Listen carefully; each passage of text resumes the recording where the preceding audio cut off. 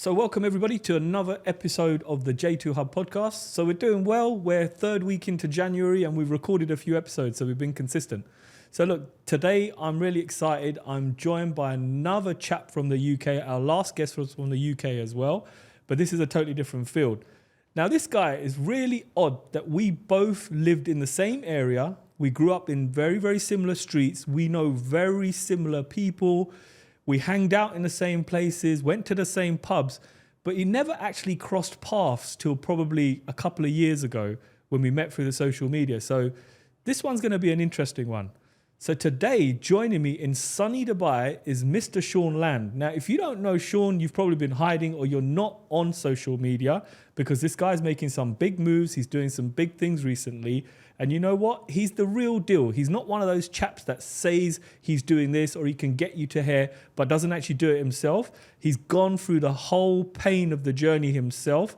And now he's showing other people how to get successful in real estate too. So Sean, thank you very much, man. Firstly, for coming and doing a podcast whilst you're out on business here in Dubai. Come on, James. Thank you very much for inviting me. Yeah. I'm really, really excited about today, honestly. But it's a pleasure, man. Like, we're out for business, but, you know, the more productive you can be, the better, you know what I mean? So if we're here and we're doing a couple of deals, better sightseeing, why not record a podcast, man? I love this. Absolutely, man. So look, I was on Sean's podcast the last time, maybe about a year ago now, right? It was, under a year, actually. I think it was May, June time. That's right, yeah. And I was over in the UK for a week sorting out some things and he invited me on his podcast and we had a phenomenal chat. So like within 15 seconds of meeting each other, it was like we'd known each other for a few years, you know. The vibes were good, the energy was good, everything was just so good. So it's nice to get the guy in the grilling seat today and ask him some questions because normally it's the other way around where this guy goes in deep on people, asks some really, really good questions and really put some good content out there for people. So Sean, look, let's get straight into it. Mm-hmm.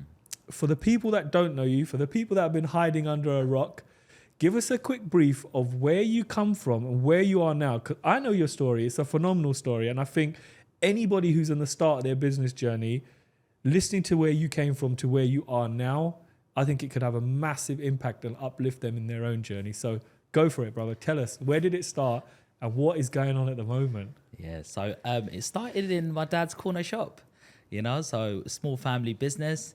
Obviously, going to primary school, normal kids would go home, play PlayStation or Nintendo at the time. It was Super Nintendo. You know, I used to go out with my friends, like, you know, in the park, kicking some football, me and my friend Sam. But then every so often it was, hey, you need to go to the shop. I'm like, what do you mean? It's like, yeah, your dad needs his sandals. Your dad needs his roti, he needs his dinner. You know what I mean? And you go and do them. And then while you did that, my dad will be like, can you serve the customers? You know, imagine that you can't even see it over the counter. So them little things started becoming very normal. So by the time 10, 11, 12 came, you know, we knew stock rotation, VAT, markups. And this was just normal. I thought everyone was doing this. Most summer holidays, everybody used to be, you know, going away on holiday. We were stuck in the shop, you know. So in the shop, it used to be cold in winter, and in the summer, it used to be hotter than hot because all the fridge fans were going, and we were sweating like a sauna in there, you know. So that was my reality, and it was like conditioning me for life. Like life is gonna be hard. Like you're not gonna always get it your way, and but that was my reality. That was normal for me, and so going through them steps. You know, my dad got me a job in the cash and carry at the age of 14. And basically it was Sanjay Wadwani, he was down Hackney Wick. I went there, it was Afro-Caribbean food. And all I had to do was just lift a product up, 20 kilo product that the shop sold, scan it and put it on the next trolley and make someone's bill, you know? And I used to pass him the bill, etc. And the best thing I loved about this job was I got paid. And that was a privilege. So from not getting paid and doing all this hard work and having no instant gratitude from it to now getting £3 an hour, it was a privilege, even though it was like concrete floors, a tin can roof. So just as cold, 5 o'clock morning starts on weekends and on summer holidays. I used to do that. But it also got different juices flowing because I discovered money. And I discovered that I didn't have to ask anybody for anything anymore. And I like the feeling of being independent. And so there was this one day where this lady, basically, it was an older lady, was going out of the cash and carry, and these trolleys are quite hardcore. If it catches the back of your ankle, you know about it. And I was doing gym at the time, doing some press ups, and it just felt like the right thing to do was go and help this lady outside to load her car. Yeah. It looked like maybe one of her workers didn't come that day, and she had to do it. So I went and said, would you like some help? She goes, oh, yes, dear, I'd love some help. I said, okay, brilliant, cool. I know how to pack this. I've unloaded my dad's van loads of times. Started putting all the heavy stuff at the bottom, light stuff at the top. And then at the end of it, I was like, right, I'm done, let me take your trolley. And she gave me a crispy £5 note. And You're 14 years old, yeah? I'm 14 years old, getting £3 an hour for 5 minutes of work. The lady's pulling out £5. And I was like, is this okay? I said, no, I can't accept this. She goes, no, this is your tea money. I was like, what's tea money, bro? So I come back and I see Paul. Paul loved me, yeah, he was my manager.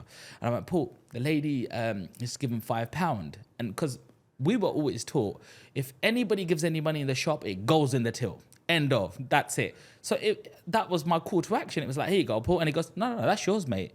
I was like, he goes, yeah, it's part of your service to go and help customers as well. I went, holy shit. I get £3 an hour, on 10 hours I get 30 quid. If I help 8 customers, £5, that's 40 quid. I'm gonna earn more on my side hustle within my job. And do you know what? My parents ain't gonna see that on my little, do you know that little brown paper packet with a little wage slip? They're not gonna see that with the little change I used to chuck out for myself, and the rest I'd give to my mum, So this was like a way of me having money in my pocket now. And so my juices got flowing. And 16, I actually started a proper job in McDonald's. So they say that, everybody wants quick.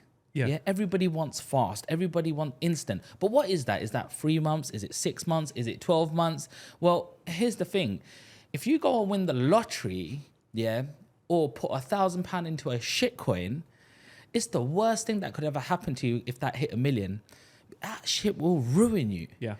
And the reason why, because when anything comes really quick to you, you don't appreciate it. You'll spend 50 grand there, 100 grand there. And when things don't go right, it will hit your mental health like, and nothing else has ever hit you.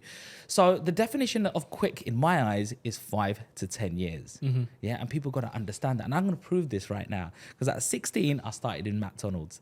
Yeah. Worked myself up to management, did my degree in accounting and finance, but because I learned money management and how to earn money, appreciate money, respect money, I learned how to save money and put that money into assets. What the system doesn't tell you how to do. Because the system will tell you how to go and get a job. And a job is just over broke, as they say. So you don't want to do, it's not even your fault. You'll meet lovely people, on your journey as well. But 95% of people won't tell you how to get rich or build wealth. They'll all have ideas, but if you look at their life, they're not doing it. And it's not their fault. They're just in the system. Because big businesses and institutions just want you to go to school and work into their systems.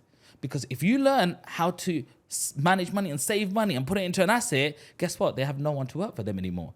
And you've got to realize that quickly. So for me, I learned that through my dad's shop. And that was the biggest blessing, even though it's one of the hardest things. So once I was 16, went through McDonald's, started paying for my own shit. 21, I was working 5 days in Barclays and 2 days in McDonald's. Saturday, Sunday was my money. Monday to Friday was my saving money. And people didn't even understand that bit. They go, so what did you do on the weekend, Sean? I did a shift on Saturday, 8 to 4, and the same thing on Sunday. So when did you have fun? When I finished at 4, I went out with my mates at 5 and out to 9, 10, but I just got up in the morning. You're bloody crazy, ain't you? He's a nutter, ain't he? Yeah, they weren't laughing. In 21, I bought my first house. Yeah. Do you know what I mean? Plugged £1,000 a month, 12,000 at the end of the year. And that was, a 10% on a house with 140,000 was 14,000 is what I needed. And I had a Barclay card at the same time, which allowed me £5,000. Nice. Yeah. So I saved 12,000. I committed to this property, and by exchange and completion, it was another 3 months. So I had the full 14 there ready, 10%. And at the same time, I had the money together, and then I maxed out the credit card just for the other little costs associated, solicitors, surveys, and all of that. And I learned that at the age of 21. So here, 16, I got my first job. 17, 18, 19, 20, 21, 5 years to buy my first property. And guess what? I knew exactly how to buy assets and how to make them appreciate. And I knew how to buy right, add that value, force the appreciation, and just sit on it and enjoy the ride. And then by 23, I bought another one. 24 came, bought another one. Because I started learning the pattern of what to do. And then these lottery tickets are actually, when your first investment is like, hey, Sean, it's been 2 years since you've owned this now, but it's not 140,000 no more. This is worth 220. I'm like, hey, that's gone up like 60, 70 grand. Would you like some more money out of it? What does that mean? Like, because you're like, am I taking money out? But then I realized good debt and bad debt. Because I'm not taking money out of a property and paying higher money on a loan just to just piss it up the wall and buy myself a new car, because that's bad debt. Of course. I was taking this money out and putting it into assets that would appreciate. And all I wanted to do, the way I saw these houses, first of all, it was my side hustle because it was on top of my full-time job. I got promoted in the bank 3 times while doing this stuff. So I didn't take the eye off the ball. But second of all, I saw these as ATM machines. That every single month, like people go, shall I put an extension on my house? Shall I put a loft conversion? Shall I do another partition? And they end up spending 5, 10, 15, 20 grand doing that stuff. Hey, stop. Take a deep breath. Think about what you're doing. Yeah? Why not just buy another property? Yeah? Because that's going to be cash flowing. Later, come back and say, how do I redevelop these? Because then the cash flow is coming. Because imagine going, I'm getting 10 grand from this property, 10 grand from that property, 10 grand from that property. All of a sudden, you got a cash pot that's now cash flowing every single month. And the best thing about property is it's passive. It can be as passive as you want it to be. So as this money is all coming in, I'm just buying. And guess what? Sat down with my accountant. He was doing my tax return. He goes, Sean, hey, like I got something to tell you. I was like, what? He goes, you're a millionaire. I was like, Come on. what? Man's born in East London, bro. Yeah. What are you telling me this millionaire? I'm not a millionaire. And he goes, yeah, you've owned that. That's 250,000. That's 200. That's 300. Yeah, you're a millionaire. I was like, wow. So that thing I said about quick money, 10 years to become, a millionaire. Well, 16 to 26, millionaire. Boom. Yeah. Proved. Yeah. That's what quick money actually is. And the quicker people realize that, the quicker they get less mental health, less anxiety. Just put a plan together and work towards it. All your 5 fingers are not the same. You know what I mean? So everybody works at different paces. Some will get it faster, some will get it slower. Just focus on you. Focus on your next day and how you edge that up. So yeah, that's a little bit about my journey from 26. I'm obviously 37 now and a lot more has happened. But once I created that base, I actually left the bank and went full-time into property development and became a builder. So I went to a total career change. And the reason why I'd done that was because I employed a builder to do a project for me while I was at the bank. And it was one of the most stressful things because I tried to save money. Yeah. Now, you can spend money, but sometimes cheap is expensive. You go for the, like... You pay twice. Yeah, exactly. And I got, 3 quotes and I went for the middle one, but it wasn't much proof of work. I got a builder without seeing any previous work, just went on his word. I just assumed... And we do that too often sometimes. So when you're around some specialist, you got to realize, hey, hang on, what is this person about? Don't take anybody's word for it, especially when it's around big money. Yeah, because you want to make money, but the person in front of you wants to make more money.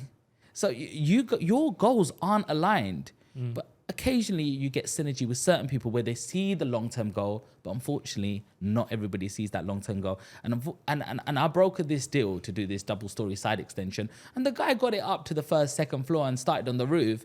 But I'm telling you, I paid $4,000 to do the roof. 2 weeks later, the roof wasn't done and he needed another 4 or 5 grand.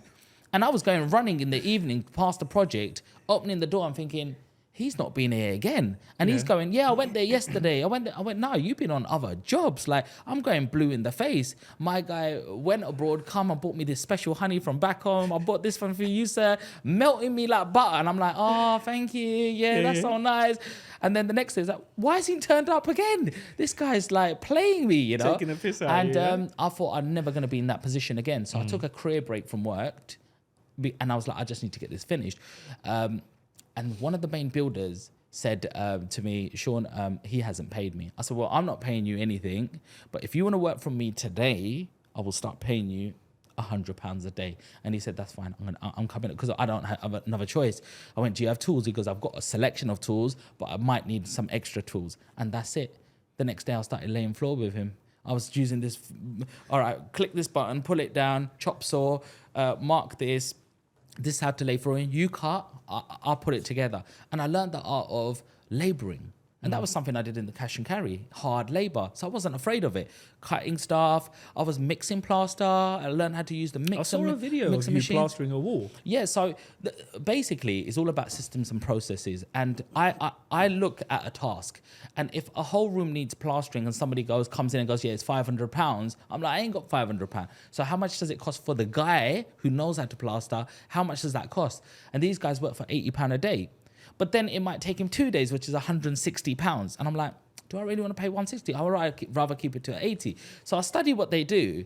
And the longest bit is just mixing the plaster and putting it on. The straightening bit that they've taken years and years to master, which would take me years, that didn't really take that long, about an hour, bit of water, and then another straightening, you know what I mean? Yeah, so I'm like, hang on, if I start mixing this plaster and I put the first coat on while they do the other two walls, and I learn how to put this on the travel and take it off and put it on the hook and, start putting it on, by the time he straightened that one, he's straightening my one up. Half the time, saved 80 quid. Now, 80 quid doesn't sound like a lot of money, but times that over a month, what's it, 8, 16, 20, it's a salary. So I was like, that's my salary. I earned £2.5. I had this fancy salary year of, £4,000 a month from the bank. Then the NI would come out. Then the tax would come out. Then other contributions of, healthcare and other things would come out. And then I'd have about £2,500 left. So I'm like, why am I doing this all for?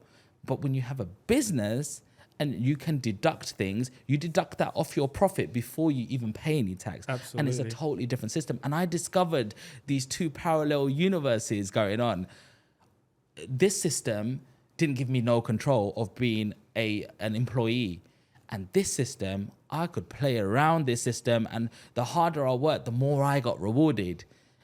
Bigger risk, but I still went and done it. And I still kept my McDonald's job at that time, just for the security aspect of, hey, I'll get £100 a day. I could broker in 2 or 3 days in and out of my jobs. If I got 3 days, that was £300 a week, 3, 6, 9. I thought £900, keep my cost as low as possible. Even when I'm millionaire status, still keep the cost low. Why? Because I'm reinvesting. And it's so important to do that, because some people do one fancy deal and they think they've made it. And then the car comes out, then the house comes out, and then everything's stumped and they can't get ahead anymore. And that's the art that I learned. Be humble. Humble yourself. You're nothing. Yeah, we'll enjoy later. And today we're making, look how much we've enjoyed just being here a couple of days already. Yeah, absolutely. Staying in downtown, going to be in Marina today. We've been to Dubai Town Square. We've been out and about. We've ate some really nice food. We don't even have to worry about the bill. We just go, yeah, we're going to pay it. Here's the card. We're here for business. You want to live life on them terms, but you have to go through the shit to get there. Yeah. Now, you raised some really good points there, Sean. So a couple of things you said there that stick to mind. I think number one, I was taught very early, like you, if you don't respect money, money will never respect you. That seems to be a very common trait in the generation of Indians before us, because they had to hustle hard. So I remember my mum, if money was on the floor and you stepped on it, it was a big sin in our house, in the sense that you're not going to respect that 2p. That 2p ain't never going to respect you in the future. And I think the second thing that you said there was, you kind of... you start to appreciate earning your own money very early on. Even for me, like doing a paper round at like 9 years old and earning £15 a week, you're boosted because you thought, hold on, I've got up and walked with my own legs and posted these papers through the door. I've got this money now and I can do whatever the hell I like with it, and no one can really question that, and you learn that concept very, very early on. And the other thing you said, which I really like, is, and I'm for it as well, let your investments pay for your assets. When that money's coming in, your assets start paying for your toys. So now suddenly, if you've got yourself a flash Bentley, or you got yourself a nice Merc, and you got a property that you own outright, you got £3,000 coming in rental, 2.5 grand coming in rental, 2 of that's going towards a rental car, it don't even hurt you because you think, okay, the following payment's coming from them. And you know during the duration of this car, that property's going up in value. And it's all because you had that hindsight of, look, let me hustle now, put into these assets, and later on, these assets will pay me. And I think this is what people forget very early on in their journey. And you hit the nail on the head. They do one good deal, and I've seen it on the socials. Out comes the nice Audi, or comes the X5 or something, some blinging car. And next minute, you see that pose on the wheel with the rollie. And you're thinking to yourself, I'm thinking to myself, Jesus, I'm 41. I've got a few nice watches, but I would never have bought a watch like that when I was in the building stage. And I think this is where the next generation are forgetting. This shit takes time, man. There's delayed gratification. There's layers with this. There's levels. When you used to play Mario as a kid, you can't get to clock the game until you go through all the levels, right? Yes, and even then, in Mario, you got to find those secret levels, which is, I compared to what you say, is breaking away from the 9 to 5, finding that niche and getting away from the system that, God rest his soul, Henry Ford created for all his faults. And people just automatically slot into it. So to get out of this, you got to play the game. You got to go through the levels. You got to have delayed gratification. And something that I love what D says is, gently does the Bentley. You don't need it straight away. Let's do it gently, baby. Let's build the mountain of cash, the assets. Then let's go out and enjoy it. But too many people want the enjoyment. They want the high life, and they don't want to graft. Yes. They don't understand, I believe. And the point you touched on there is mindset. Mindset is key. It's the seed growing, And a lot of people have these systems and beliefs in their head, what they think is right, and they're programmed to go through this system. Sometimes we've got to be uncomfortable and sit with somebody to push the barriers. If someone's doing better than you, they're doing stuff that you want to do, sit with them and be coachable. Yeah. Sit with them and find out why they're doing that, how they're doing that, and then don't go, oh, that's not for me. Well, if you got that attitude, it's not going to happen for you because you're going to keep doing what you were doing. And so if something doesn't change on the input, how's it going to change on the output? If someone's doing something really good and then they tell you something you don't want to hear, that's a good thing because it means you're not doing it. You don't want to. We normally don't like things. The brain is very intelligent. It makes a decision very, very quickly because, and it's that intelligent that it wants to choose the easiest thing possible to do. And that's the thing we got to fight. And that comes down to emotions. And it all depends, how much of an emotional being are you? A lot of people say I'm cold. They're saying, oh, you don't have a lot of emotion. I never see if you're scared or angry. Like you've got that poker face. And I'm like, well, there's a war going in my head. All the time, but I'm just like taking a few deep breaths. I was on a banking call the other day. I needed my money. I'm out and I need money and the bank's blocked my card. I'm having a war in my head. Like I want to slap the Michael out you. You know what I mean? But at the same time, I was like, if I have a go at this person, which is not their fault, they're just doing their job, they're not going to get me to the end result. And I just stayed calm and patient and I said, thank you very much. I know you can't help me, but is there somebody who can? No. Okay, well, could I just speak to the next person in line? No, you can't. No. I'm not asking. I'm asking politely. I need to speak to that person. Yeah. And you say it in such a way that they go, well, can you just hold for a second? And all of a sudden, that thing that was impossible is now possible. So the more calmer, the more clearer thinking and the more you get what you want. So who really won? Like we think we win, but I said this to him. I told him about himself. I made myself feel better. Yeah, you made yourself feel better. You didn't get to a better result. No. So that thing between your ears is so, so important. And I'm sorry to say, a lot of us are not coachable. We need to look in the mirror and go, how am I making tomorrow different? And what am I changing about myself? How am I changing my belief system? What's my environment? What's my network? What's the books I'm reading? What am I consuming? Am I looking at my phone and reading an audio book or listening to an audio book or reading a newspaper article? Or am I scrolling endlessly, reel after reel after reel? And then you look at the time and you hate yourself because you're like, I've just wasted 2 hours scrolling. I hate me. I hate my life.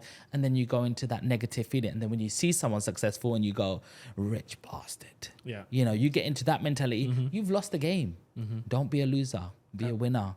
Absolutely, man. And something you said there, that little thing between your ears. I always say to people, look, not that little thing, but, you know, sorry, that came out wrong. But, you know, we have 2 ears and 1 mouth for a damn good reason, yeah? There's 2 of these because you're supposed to listen more than you're supposed to talk. Yes. And this is what I say to people. You're a very powerful person in the room round a table if you can remain quiet and let somebody finish what they're saying before you go in and speak, you know, because it shows that you've completely listened. And these things are more powerful than the mouth, yeah? And I feel a lot of people have it the reverse way around. They want to talk more than listen. And if you actually went into a room and listened, you pick up so many things. I've been in places where all I've done is just, I'm a people watcher. I like to watch people. Not like in a wrong way, but I see people come in and I'm like, okay, what does he do? What does he do? You know, I'm always interested in people's lives. But you can be in a room and I might be having a conversation with you, but I know my ears are listening to the whole room because I don't know what I'm going to pick up that could help me, you know? And so, especially in Dubai, some of the rooms you're in, some of the people you're around, all it takes is for one person to say something and you think, okay, oh my God, that can help me here, which can help me here, which can help me here. And I got to this solution just from listening and saying nothing. Yeah. You know? Yeah, so the ears are very powerful. 100. And another thing you touched on being in Dubai, if you want to be inspired, then get yourself here. And I'm not just trying to FOMO you in.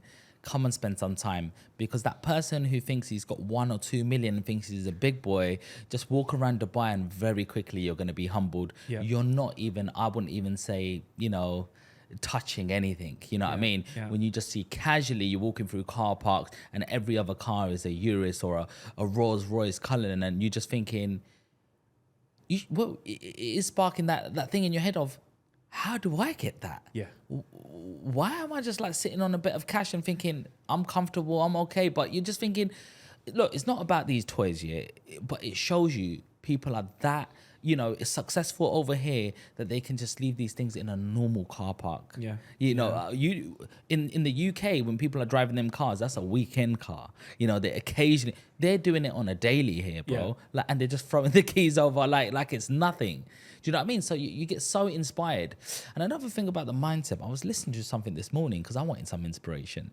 And I was listening to Tony Robbins and Jay Shetty. Yeah. And they were having a conversation. And I didn't know this yet, but Tony Robbins had, like, you know, cancer in the brain. You know, when he was 30, the guy's 60, in his 60s now. That's over 30 years ago. And that's something really, really amazing, because doctors will tell you you've only got a certain amount of time. And then you start believing that information. And the more you believe that information, you know, the negativity and the vibrations, because I believe a lot in energy. I believe a lot in the higher power, because something created everything that we're around. And I'm you are me, because the same thing created both of us. Like to believe it or not, whatever your belief system, if you believe in a different God or a guru or whatever you believe in, but there's one thing that created all of us. And everything's about energy. I mean, if you hold a ruler to the right side, what happens? It falls down because there's no balance. If you hold it right in the middle, it will balance on your finger, and everything's about balance. Your whole energy is about balance. You see the moon and the stars and the earth a certain amount of, you know, meters away from each other, and it will go through that same rotation. Energy is everything. So when I enter a room, I feel the energy of the people, exactly how you said that you look around. I sit down, I'm just listening. I'm just feeling the vibration. What's my gut telling me? Because people don't listen to their gut. But, you know, when I was listening to Tony Robbins, coming back to the point, is the fact that he got labeled with something and he didn't accept that reality. Yeah. And that is such a big thing, because how many of us just sit back and give up and accept it? He got up and he went to a biohacking person, you know, he went to a scientist, he went to different countries. How many people do that? Not a lot. People just sit back and go, why has this happened to me? And get more negative. And guess what? It speeds up the process. Of course. Because something negative's happened to you and you're vibrating on that negative frequency, and it just excels. But if you don't accept it and go, what can I do about it? You're going to give yourself at least a fighting chance, you know? And you've got two choices to make up when you get up in the morning, you know, a good attitude or a bad. And I know a good attitude's always helped me my whole life. And that's what I'm going to keep doing. No matter what situations come my way, we're still going to be pushing forward. You know, people forget, your brain is encased in your skull, right? Your brain can't see shit. Your brain don't know what's right or wrong. It's what you feed your brain through your ears, through your eyes, through your nose, through your mouth. So like you say there, if you had a serious problem, you could convince your brain that you don't have that serious problem, you know? And this is what people forget, that it don't know what's right or wrong. It don't know what you can achieve. It don't know what you can fail at. Yeah. It's up to you to tell it that. So this is why when we talk about mindset, it's not just like thinking all positive and shit. It's feeding your brain the right stuff, you know? And that's through what you consume on social media. Are you a consumer? Are you a creator? You know? What are you listening to? I must be the only odd person. They say to me, James, you go gym and you listen to podcasts. Like, don't it? It's supposed to inspire you, uplift you. No, I love listening to a podcast. I have podcasts on in my car because I'm constantly using every opportunity I can to kind of grow and keep learning, because that's the way you keep your brain fresh, you keep your ideas fresh. So it's up to you to feed your brain, man. Like you feed yourself. If you want to go in the gym and build muscles, you're going to train, you're going to have a good protein diet so you can build muscles. But how many people are actually building their brain? Who's actually taking some time and think, you know what? I'm going to have a 6-week plan where I build my brain. You'll have a 6-week weight loss plan. You'll have a 6-week plan to get better at a sport. But how many people think, I'm going to just have a 6-week plan where I build my brain a little bit better? I don't think a lot of people do. Yeah, it's very true, James. It's very true. And the thing is, like, I'm not saying life is perfect. You know, sometimes you go back. We are a child self always. When I look at you, I can see you as a child as well. Yeah. You know, because you can look at somebody deep into their eyes and you said, that's what sort of childhood they had to be this person today. And you got to recognize that. And you also got to recognize there's certain things that happen in your childhood that are not fair or not down to you either. But it's also up to you to change some of them beliefs, and not just change, but even it'll always be there, but you can build. When you're building a computer and it gets slower, what happens? You can put some more RAM in there, you can put some more components. When your iPad gets slower and there's a bug, they get a new version to upgrade, right? So if you've fallen, get up, dust off and run again. You'll get better at it. If you failed, we all fail. You know, today we're doing big deals. I fail all the time, James. You know what I mean? And Man, people me don't too. see, I put in planning application to the next level, failed. And then 2 failed at the same time. Did I go home and cry about it and I'm not going to do this anymore? No. How do I make this happen? Who do I need to speak to now? Am I going it the right way? Or do I just need to buy something with this planning already and take the hit? Find solutions, not problems. You know, focus on that sort of side. Yeah, every obstacle has a solution, man. Absolutely. So, Sean, social media is a big one for both of us, you know. It works really, really well for us. We use it in a very positive way. I think we're very open on socials, you know. There's nothing like, I'm not trying to hype myself up. What you see is what you get. Everything I talk about is experiences that I've gone through. Yes. It's an area which can be very positive. It's an area that can be very, very negative. I mean, I've got my mixed views on it, but as someone like yourself who's recently been everywhere on social media, you know, you're just everywhere, got a great energy on social media. What are your opinions on social media, and how do you think it's influencing people for the negative and for the positive too? Well, I hear loads of stories that social media can be really bad for you. There's certain friends, sometimes I'm like, are you on Instagram? They go, no, I'm taking a break this month. Or I'm taking a break this week. And I'm like, how do you get to that stage where this is affecting you that much? You need to delete an app and then you have to re-put it on. I see some content creators who put themselves out there and all of a sudden mental health hits them.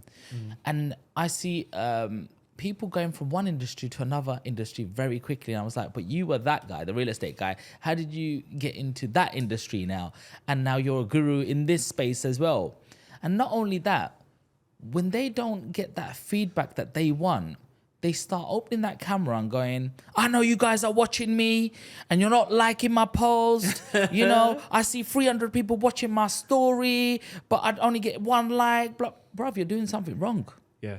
Look in the mirror. You are doing something wrong. Why are people not pressing that like button? Are you creating that emotional connection? Do you understand what a hook is? Do you understand how storytelling is? Have you got a CTA, a call to action? Are you taking them anywhere? Stop being selfish and thinking about yourself. Yeah, because when you say to 300 people, you're not like it, what's that making do you think that's positive? People go, what a dickhead, and swipe to the next story. Yeah, do you think people even care? So first thing, you've got to be providing value to people, because remember, people's times are valuable. And that's what I think of when I'm making a reel. How am I going to benefit somebody by watching this reel from 30 seconds to a minute and 30? How am I either motivating them? How am I inspiring them? Or how am I teaching them? How am I showing them a little quirky thing that I've done that they said, hang on, I really like that and I think I'm able to do that. It's also belief. You know, showing them that I've done something that's not out of the ordinary or too hard and they can do it too. And half of the time, sometimes maybe some people are not in the right position right now, but they need to start on that journey to know what to do. I know that I could teach someone to buy a house. What if somebody doesn't know how to buy a house or go, well, I ain't got money right now? Well, what happens if I teach you how to buy a house and you haven't got money, but now you know how to buy a house? Do you think you could teach somebody else? Do you think you could find a deal for somebody else? You could go into so many. It starts making your brain think. It starts helping you to go into rooms like, shall I go to this networking event? Because I've seen a bunch of properties that I know I could potentially buy if I had money, but I don't. But maybe there might be an investor there who goes, is anyone a deal sourcer in here? Because I want to buy this sort of stock. Start thinking. Start moving that. And that's what social media is all about. It's about reaching and networking. Is the newest way to network. You know, I'm a serial networker. Yeah, I like to find people who are connectors, connecting all the dots. I like to look at people's problems and solve them, and people can solve problems. Not one person has one solution. So people want HMOs, and let me go and find a HMO specialist. But who wants to learn about HMOs, and how do I connect these two people together? Through me, you know, and create communities. And that's what it's all about. So social media, I've gone for a different strategy of just filling up that social media with as much content as possible. I think it's all about lottery tickets, yeah? Because it only takes you, you know, 10 seconds to be known around the whole world. That's all it can take. You know, you only got to be Usain Bolt for 10 seconds and that's it. You're the fastest man in the world. Yeah. But one thing people won't see is the training he's done for 10, 15, 20 years to get that. And that's what I'm doing right now. I'm doing my training, but I'm putting my lottery tickets in, baby. And I looked at my post the other day on Instagram and I did 1,100 posts. And that account's not even a year and a half old. Sean Land has been created on Instagram about a year and a half ago at 1,100 posts. I divided by that, the number is roughly 60 reels a month. That's 2 per day. That's commitment. If there's one thing that you'll see about me, whether I'm talking shit or not, the guy is consistent. And consistency has always got me over. Now, how do you be consistent? Well, you don't give a shit about what anybody else thinks at the same time, at a level of, it's like somebody came on my podcast and they were talking about Ed Sheeran, and Ed Sheeran said, I want to do this, I want to do this, I want to do this. And they said, no, you must do this. I know you want to provide this value, but you're not bigger than the market, baby. Yeah, the market will swallow you up and chew you up and throw you back out from where you came from. So you got to understand, yeah, there's goals that I want to do on social media. Yeah, I might want to be an inspirational, motivational speaker. That's a journey. People got to respect me first. They got to know what I'm about. Yeah. They got to see how many lives I've changed in terms of money and putting food on the table for other people. I got to have them testimonies before people go, I want to see that guy on the stage now. Because if he's inspiring people one-to-one, that's value lost there. He should be in an arena with like 5,000 people in front of him and talking, because he can change more lives that way, right? Yeah, absolutely, man. Absolutely. Good points there, Sean. I mean, look, what's your thoughts on... we hear it a lot now where they say social media and eyeballs on yourself is the new currency. You know, it's the new currency. And if you're not investing in it, you really are missing a trick. What's your thoughts on that? Yeah, I believe that's true. Yeah, I mean, this old school mentality of keep it humble, keep it aside and be quiet about it, evil eye, this, that. I'm sorry. We're in a new generation. The new generation only understands it this way. So you got to change and stop thinking about yourself and being selfish and give yourself more to the world and saying, I'm doing this, show it.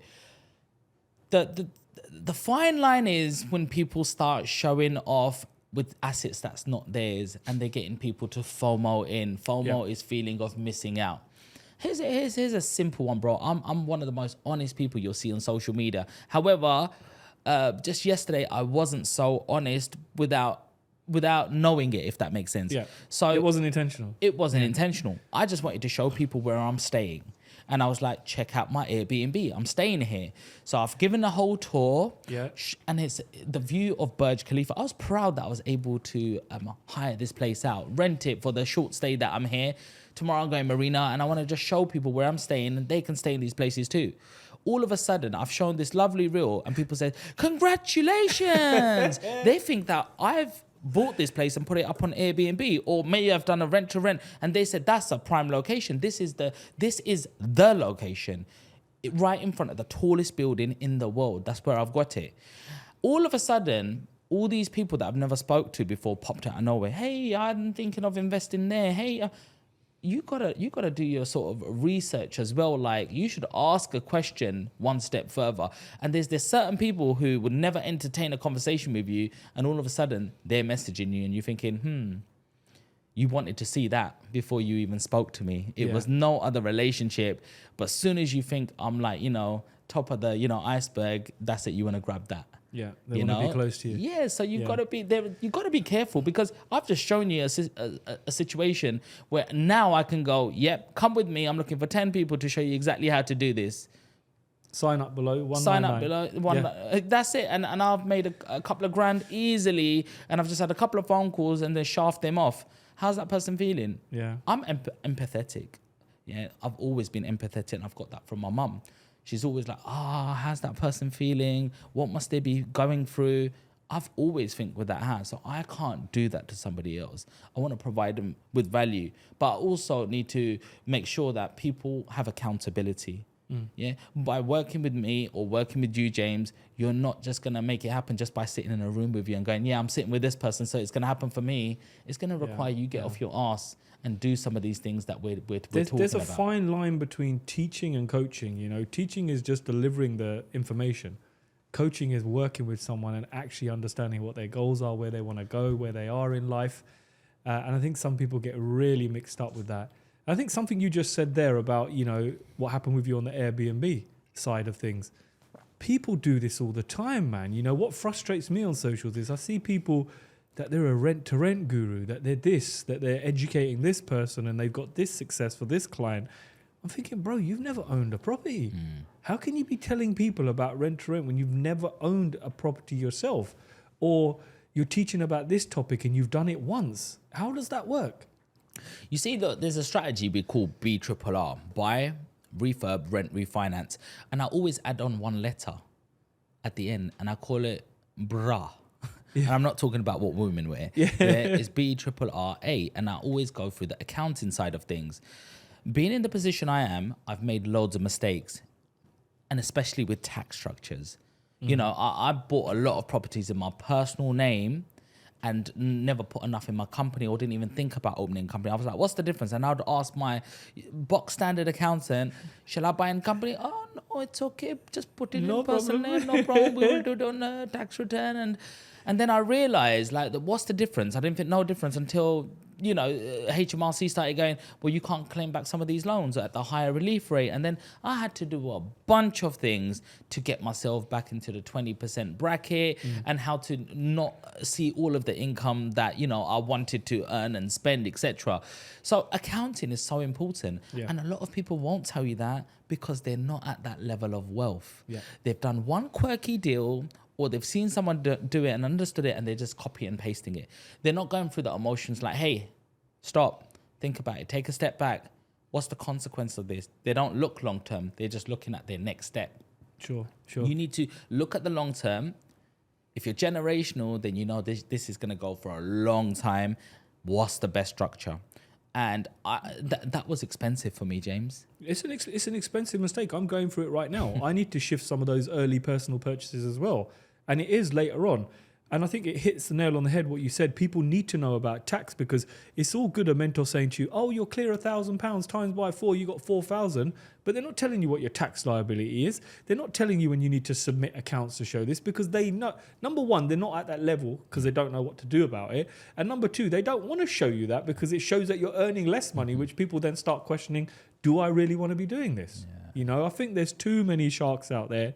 Whereas before, I probably would have called some of these guys out. Now I look at it and I just think, man, some people are just so stupid if they think they can make a quick buck like that. James, is just about time, man. Yeah. Time reveals everything. And unfortunately, people get burnt along the way. But boy, I'm here to stay, bro. Yeah, I'm the here more to reps stay. you do, man, the bigger you get. Simple as. And we're building every day, every week, every month.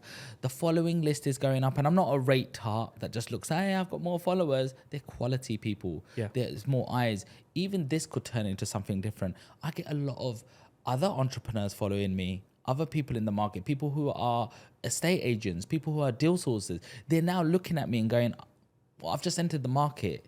You're one of the top boys here. I learn off you. And not only that, I can access your network to, you know, do what I'm doing or sell what I'm doing, for example.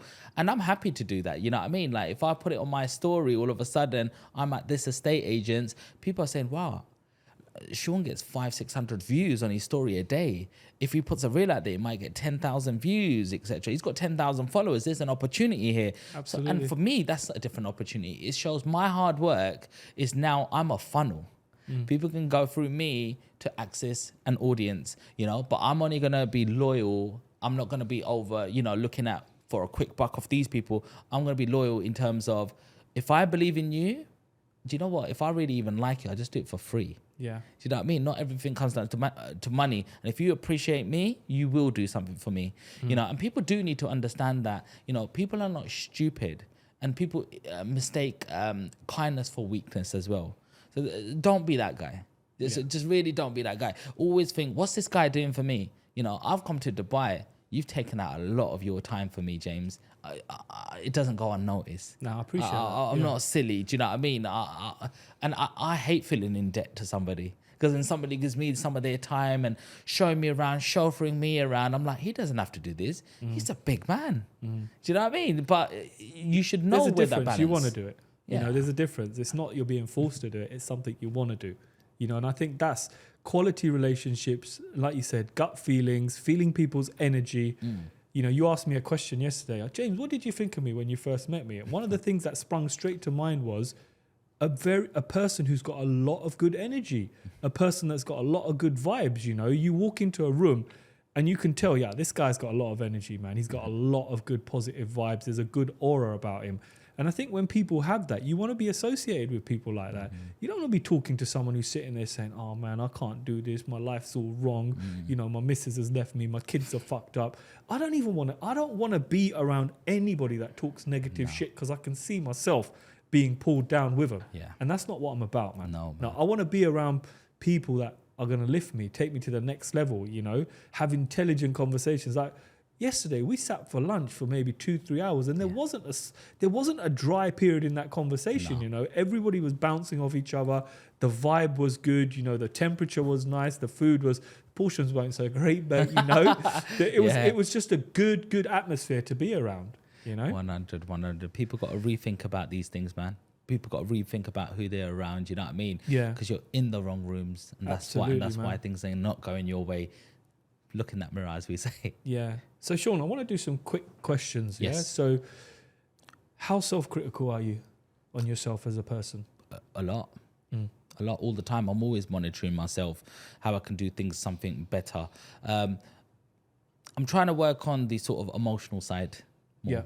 Yeah. And so I think too much like a system of yes, no, yes, no, yes, no. And, you know, even my family go, sometimes you're like a robot. But I will always make the right decision. That's the thing. Because I'm trying to think like a machine, an algorithm. You know, you get 10 people and you give them all 100,000. Yeah. And all these tests are done that if your stock goes down to 50, it will hit a resistant line and bounce back up. 9 people out of the 10 will get emotional. Yeah. So it will start going to 90, 80, 70, 60, 50. 51, and that's it, they've sold and they lost half their money, where the computer will go, no, this has happened in 1986, 1999, all this data churned in, and every single time it's bounced, and the machine will just let it run until it hits 50 and it will bounce back up. The machine will end up making money from this sort of trade because it will probably buy some more at that stage. The other people in that room would have sold and lost half their money. And I think you got to have that tunnel vision. You got to have that sort of thinking of what's the consequence of this thing action happening right now?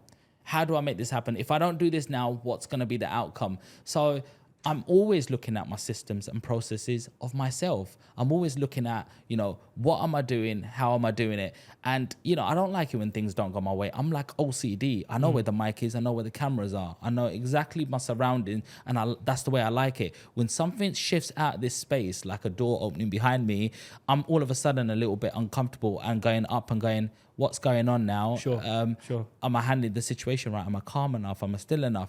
It's always about awareness. You got to have that self-aware because you're not going to become better. Because next time I'll hear that thing and I'll be like, I'm fine with it because I know that happens. Yeah. Them little things is what I'm saying. So I have to be self-critical because it's about accountability. Yeah. I've got to be accountable. And too many people aren't. They aren't self-critical. They just think, oh, it'll just happen. Oh, we'll see how it goes. It doesn't matter. And things will just go spiraling off because you don't have a format. You must work within a framework, you know? And when you have them days off and them 2-3 hours or that weekend off where you're supposed to be just you, switch all systems off. Yeah, if you want to be around your kids, be a kid. Listen to them. What do they want? Not, I want you to do homework.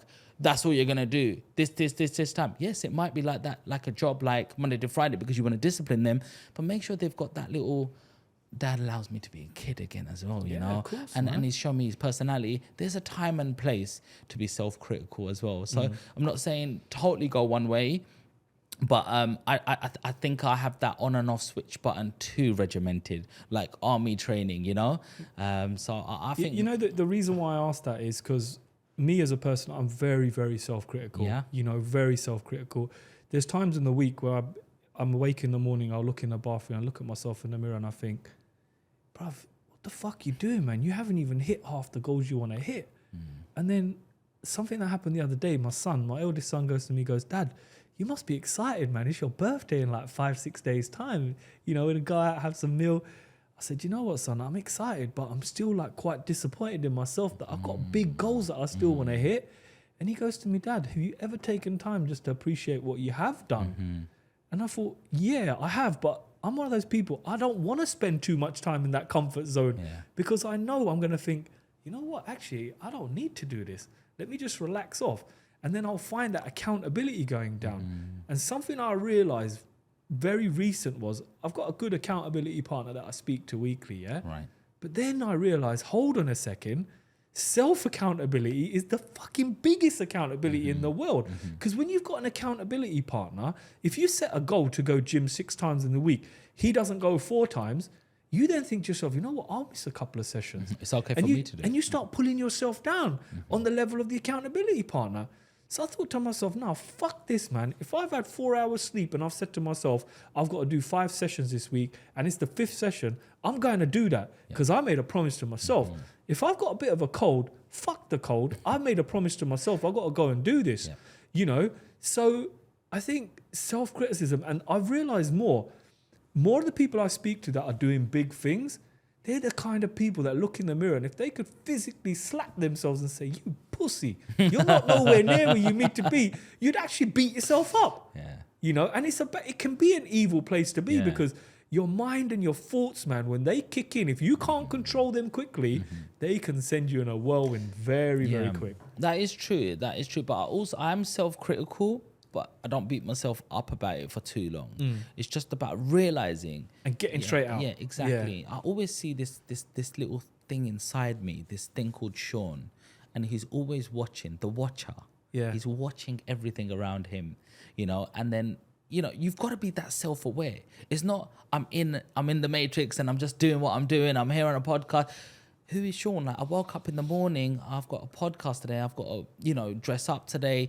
I packed my bag last night. Like, I'm always preparing. And that's what it's all about, is preparation. And if you're not thinking about preparation and preparing yourself, then you're never going to be where you want to be. And you're going to keep going through this circle of going around. Like, you fall off and then back on.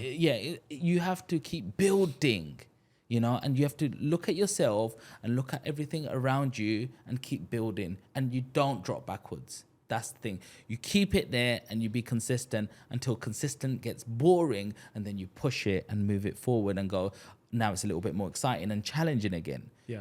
The market in UK is consistent, and, we're doing what we're doing. I've come to Dubai to do some different deals, and I'm like, hey, hang on. This is a new ecosystem. I've gone from personal partnerships, businesses, and now I've left the ecosystem to join a new one and trying to discover how do I clock the game here as well. Yeah. It's just, it's like, I'm not going to go backwards. I'm not going to go in that same realm. So it's all about you got to be present. You got to be thinking, who is James? Who am I? What am I doing? And keep talking to yourself, that thing that you're saying, accountability to yourself. Don't forget that. Yeah. Because there was something that started before you, and there was something that's going to leave after you, and it's still that James. Yeah. You're going through a journey, and you've come into your human form, but he will go into a different form as well. Yeah. That energy is what I'm talking about. Don't forget your own energy, and don't forget how powerful you are, bro. Yeah, because you bring a lot to the table. Thank you, bro. I appreciate that. You know what? This leads me really nicely onto my next question. Yeah. Are you scared of death? No, I'm not scared of death. It's a bit sad that, we have to get old and wrinkly and less mobile one day, and I'm going to be looking over maybe at grandchildren or great-grandchildren as by, or, the nice way will be, I didn't even know it happened, but and it's done. Yeah. You know what I mean? There's nothing to be afraid of. Look, I'm a believer in God, and you got to believe in God. You got to believe in a higher power. There has to be a higher power, yeah. And when I sat in the temple on the first day of the year, it was the best thing I could have done. I had a bunch of things going on in my head: anxiety, thinking about past and what's happening, what's going on. And sometimes you are left confused and bamboozled, as they say. But when I was sitting down, I don't really understand the words, but they had this projector screen on, and it was translating every word, and it goes, when did you remember me? I created you. I've seen this one before. You know what I mean? When did you remember me? When did you remember me in your breath? Did you meditate and think of me and give thanks to that? I'm the higher one. I'm here. You got nothing to worry about. You're part of my plan. And when you give that responsibility to someone else, why are you worried about it? Why are you taking life in your own hands? And what's going to happen tomorrow? I'm going to die, or I'm going to get old, or this is going to happen. It's not your problem. Do that thing called life and enjoy the journey. Be the best you can be, as long as you're not hurting anyone. There was something before you and there's something after you. Yeah. So, and that's not for you to worry about or even think of. And when you start taking that into your own hand, and that means you're trying to play God yourself, that's not going to go your way. Yeah. So, in my opinion, bro. I read something really powerful on the whole faith thing. They said that God never leaves you, you leave him. And even when you leave him for a period of time, he'll still take you back with open arms, no matter what you've done. This is a thing people forget. When things are great, man, everyone forgets God. When the deal's good, everything, you think, oh, what God, man, this is me on my own. But when things start going wrong, you get, it's refinance day and you need it to be a certain value, or you're short of cash, or you have a mad disaster in your family, or something really kicks you in your nuts. It's mad how you remember God at those points, isn't it? And the ironic thing is he still takes you in with open arms and doesn't say, you know what, you didn't come to see me 6 months ago on your bike, son. But we forget that we came from him, and it's to him we return. And remember this one thing, that faith, you have nothing to lose. Yeah. You can only gain. I've seen like my mum's a Christian, you know what I mean? And she's a very, very strong Christian, and she reads the Bible every single day, and she sings songs, and she's part of a community. She inspires others. Songs come to her in her dreams, and she'll sing it. I've taken her to a studio, like my podcast studio. I've taken her to a studio, and the way she sings, it's like a voice of an angel, and the way she wants to give herself to God. It's just amazing when you see that love. It's unrivaled. It's unmatched. There's no money that can match that. I'm telling you, if you give my mum £1 million or 10 million pounds, I'm pretty much certain that if you said, here's £1 billion to my mum, she'll still choose her faith every time, because she goes, he gives me everything. Yes. And that's simplicity. She's such a simple woman, and just something so simple like religion, just to follow, have faith, give yourself to God, the higher power, that energy. you know, it's such a beautiful thing. And I don't understand why more and more people are being atheist. They're not following religion, or they're just doing it like a duty. Some people, I know people who pray 5 times a day, and then they go and roll up a spliff straight after, or doing all things under the sun. And you're thinking, do you know what you're even doing, bro? Because you're praying and you're saying all these things, but you're doing something completely opposite. And I'm not segregating any religion or community, because there's good and bad in every religion, you know, but people who believe in every single faith. But you have to do religion on a daily, you know, you have to practice what you preach, you know. You might not go even to a place of worship, but all it takes is 2-3 minutes to meditate and say thank you, you know. Thank you, God, for today. Thank you. Someone didn't wake up today. I got to wake up. You know, I got clothes on me. Someone doesn't have clothes today. I got clean food.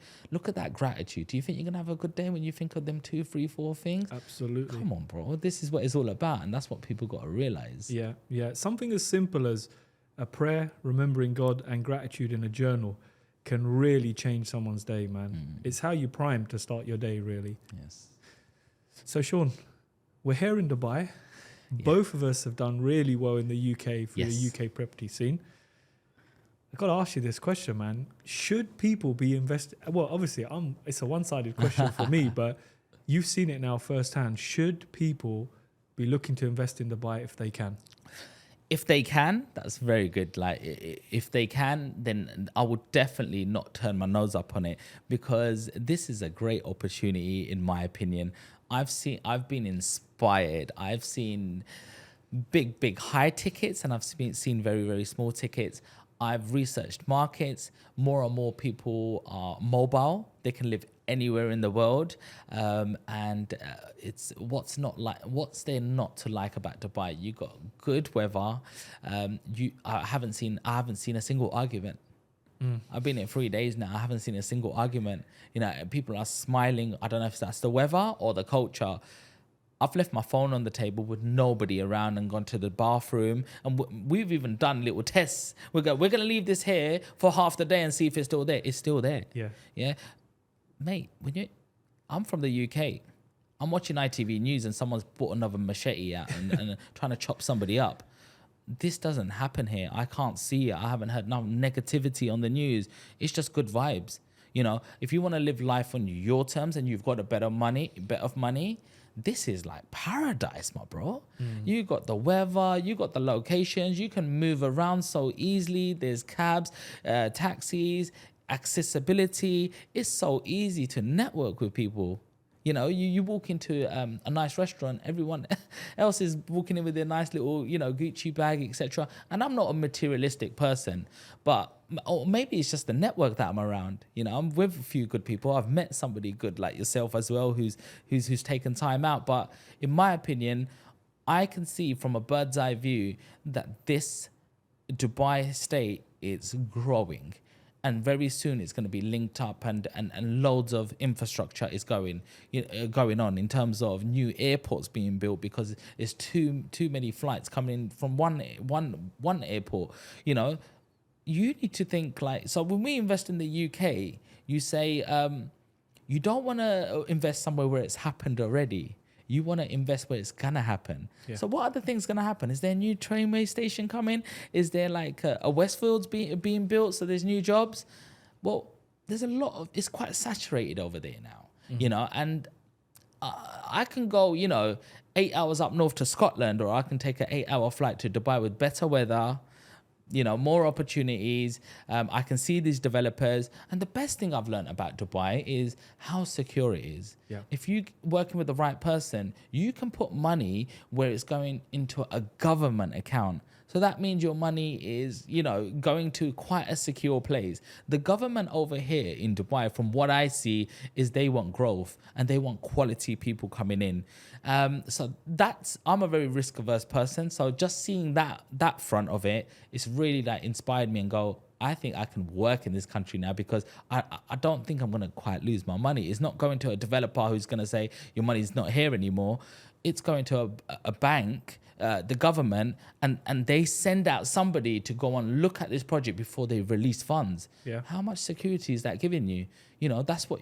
So when you're around the right people, I believe Dubai could be a very, very, lucrative, deal. And there's so much growth because there's so much development. And people think, oh, well, what about a financial crash coming? Well, one thing I've learned, I feel Dubai has its own economy. Yeah. People can be in a recession, but I don't think them type of people are living in Dubai. If they get richer or less richer, that's what circles they're moving in. And I think in Dubai, there's so much happening. There's a Starbucks, a Nando's, a boxing gym, all next to each other. It's like, why would I even need to move out of this little area if I'm investing in this area? Like, it's a whole community. Yeah. Some of these places look like Los Angeles, Miami, and I've never even been to them places, and I've watched them in Hollywood movies, and I'm driving down, I'm like, how can this be a bad thing? There's not a single piece of dirt on the floor. In the night times, you see people hoovering the pavements. Yeah. You see people jet washing stuff down, and I'm like, am I in a simulation? Because this can't be real. Yes, you are paying a premium when you do come here for certain things, but boy, do you get that quality in service, man. And if you've got a bit of money, definitely get yourself out here and be inspired. DM me, bro. I'm gonna link you up with some real people here as well. Do you know what it is? I always say that from what I've observed, the royal family out here, there's only one person making a decision, so things get done a lot quicker. Number one. The second thing is, Sheikh Mohammed, obviously, I feel he runs this country very much like a business. And the people that live here and the people that come here are his clientele. And when you run a business, you don't upset your clientele. You give your clientele the best, the best of everything. So they keep spending money. They keep growing here. They keep buying real estate. They open businesses here. And I think this is the fundamental mistake that is being made in other parts of the world. If more people ran the country like a business, how much better would it be? How much quicker would decisions get made? Like here, if they want to extend a road, it's done quick. In the UK, if they want to extend the M25 by one lane, it could take up to 10 years by the time they've spoken to this person, that person, this person, and the work actually begins. So here, decisions are, impacted and done so quickly. Yeah. So tell me, here's a question for you. You've been here for a couple of years now. Tell me what's the biggest change you've seen in Dubai in terms of development, people coming across in the economy? So I tell you what I've seen, which stands out a lot to me. Dubai was very transient before. And what I mean by that, people used to think, right, I'm going to go out there for a couple of years with my family. I'm going to earn some tax-free money. I'm going to leave my house on rent back home, which is going to grow on appreciation or whatever, or my assets. Then I'm going to come back. But what I'm finding now is when I'm speaking to clientele, they're coming to Dubai having sold everything. Sold their assets, sold their house, sold their cars, everything. And they come here and they say, James, this is now home. So people are using that word home. Whereas before it was, this is a stopgap. We're going to do this for a little while. My husband's got a great job. We're going to save some money. Everybody I've seen over the last few years who's come to Dubai and said they're going to save money, they don't save nothing. Because Dubai is one of those places, the more you earn, the more you spend. You could be a billionaire out here and you can very quickly get through your money. It's one of those places that you can spend money in. So the biggest thing I've seen is more people are coming here and calling this place home rather than it just being transient. And investors that were typically looking at buy-to-lets back home in the UK where they might get 3-4% and then they're paying tax on it, they're now thinking to themselves, actually, I can utilize what I have here, I can put that into a payment plan, and the returns that I'm going to get are far more than I'd ever get in the UK. That why am I not looking at this? I don't need to deal with builders. I don't need to deal with any shit. I don't need to add value. I just need to lock my money up for a couple of years, 24 months. After that, I'm earning money and I'm getting a return. And some of the clever people are getting themselves into real premium projects where they're flogging them after a year, after 18 months. They may have only paid 30% of the payment and they've earned 2, 3, 5, 600,000 dirhams on the small amount of money they've deployed. So I'm finding even UK investors now, the penny's starting to drop, but the penny's only dropping when they feel like they've got a reliable source here. And that's what I found since I came here. More and more clients are inclined to invest when they know they've got their own person on the inside that can look after them, go out there and do something, because you know from experience, when you inquire about real estate here in Dubai, your phone is going to be off the hook. No one's going to leave you alone. You're going to be hounded by, oh, Mr. Singh, this is a hot project this week. This is a hot project this week. This is a hot project. I don't do that. I focus on what is the hottest project for me, which is a low value, high return project for my clientele. But in answer to your question, in the summary, yeah, more people are calling this place home, and investors from the UK are starting to get savvy now and getting their arse over here as well. Been here for a few years now. What's the best thing you love about Dubai? Okay, number one, waking up in the sun every single morning starts your day off differently. You know, if you got a vitamin D deficiency in this country, that's not possible, man. You get up, you walk out onto a balcony, you look at the sun, you jump in a pool, you go for a swim, go for a gym, go to a run, whatever. That's the best feeling in the world, man. Who doesn't want to wake up in a place where there's sun? Secondly, I'm not worrying about my children. If my boys are out playing, if my teenagers out in the mall with his friends till 1, 2 o'clock in the morning, I don't have no worry. Obviously, I need to be that authoritative dad and say, oi, where are you? What time are you coming home? Yeah. You know, but to which I get a smart answer. We're in the safest place in the world. I don't need to come home, you know? 7-year-old can walk out the door, walk down the road to the playground, go and chill with his mateys, and I ain't worrying about any wrong and nabbing my kid or some wrong and being around who might try and touch him or say something in a stupid way. So it's taken that factor out. The safety factor's gone, you know? That's a massive one. The tax factor. So what I'm earning straight away, I'm keeping. So when you're forming a business here, a company here, straight away you're thinking, I don't have no barriers. You know, I don't have to think, okay, to put 100 grand in my pocket, I need to earn 200 grand. I don't need to do that. So automatically, this country is removing so many barriers. And I think the UK just does not get it, man. And people say to me, oh, you diss the UK. I don't diss it. I still like the UK very much, yeah? But I just think this place is growing and this place is so fantastic. Why are people in the UK not looking and thinking, what can we do that Dubai has done to make us more attractive again? Because go back to our parents' generation, our parents wanted to go to England. Yeah. Our parents wanted to go to America. They wanted to go to Canada. Ain't nobody back then wanting to come to the Middle East, you know? So how are they going to revive and bring people back? Because more people are leaving, you know?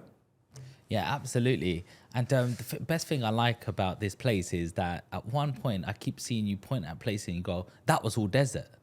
And now you're seeing places, yeah. If you think Canary Wharf is inspiring with all these tall buildings, come to Dubai. When you see these big tall buildings, skyscrapers here, it will dwarf Canary Wharf and you'll see it every patch of the way. Do you know what I mean? It's like a Hollywood movie when we came out the airport, bro. We started going down that straight road and all of a sudden I saw all of these high-rise buildings and I felt like I was in New York and I've never bloody been to New York. Yeah. You know what I mean, bro? It was like, wow, like, whoa, like, and I think they've left one building, some Toyota building. Yeah, one of the original buildings. One of the original Toyota buildings. I was like, what's that doing there? And they were like, that's the original. You'll see a picture of that by itself. Now you look at it, the skyscrapers on both sides, etc. And it's just so inspiring to go, wow, I'm always trying to self-develop myself. But imagine when countries start to self-develop themselves, like all of a sudden from the ocean going all the way across, new airports, new lines. It's like almost seeing Great Britain being built, you know, 100 or 200 or 300 years ago. And this is a new country that's going through that. And you say, hey, I get to be a part of this. Yeah. That's exciting, bro. Absolutely, man. Absolutely. Well, Sean, you know, I'd love to go on for 2 hours. I know me and you can talk for ages, but the good thing about getting a small punchy podcast is that I can get you back for another one, which is always good. Because no doubt now you will be coming out to Dubai a lot more. You have a reason to come out to. I'm sure all will be revealed very, very soon. Not my place to say anything, but look, it's always so good being around you, brother. It's always so positive. From the minute we met, I wish we'd met 20 years ago because things would have been a lot different. You know, we could have helped each other really just on those early years. And I can't believe that we've walked the same roads. You said you bought your house at 21. Yes. I bought my house at 22. There you go. You became a millionaire at 26. Yeah. I became a millionaire at 27. Oh, wow. Yeah. Okay. I had my first son when I was 26. I think he was a lot younger, right? I was a lot younger. Yeah. So it's weird how everything is, you think to yourself, damn man, this guy was like living the same life and we were living streets away. Parallel, and this is why we get on so much. But it's been an absolute pleasure, like to connect with you. I feel like in a way that I have a brother, a long lost Thank brother. you so much, bro. Because you show so much love.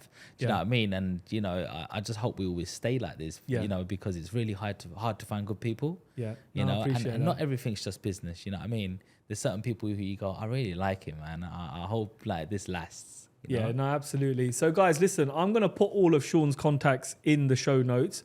But one thing I want you guys to do is reach out to him and see if he will share his webinar, because he recently did a webinar on real estate. Now, if you're new to real estate or you want to get into real estate, the value this guy is giving in this webinar alone is worth probably the price of some of these people's courses that they charge you for. And this is absolutely free. And if you're looking to do what Sean has done, his mentoring program is totally different from everybody else's. He's going to show you how you actually do it, how you go and raise the money, how you find the deals, how you find your build teams. And I've seen this program and it's fantastic. So look, everything's going to be in there. Reach out to him, connect with him, because you'd be stupid not to, especially if you're looking to get into real estate in London or anywhere in the UK. But on that note, Sean, thank you so much, brother. It's been an absolute pleasure. Thank you so much. And we've done your podcast, done my podcast on each other's platform. Let's see what's next, bro. Absolutely. Thank you. Come on, peace.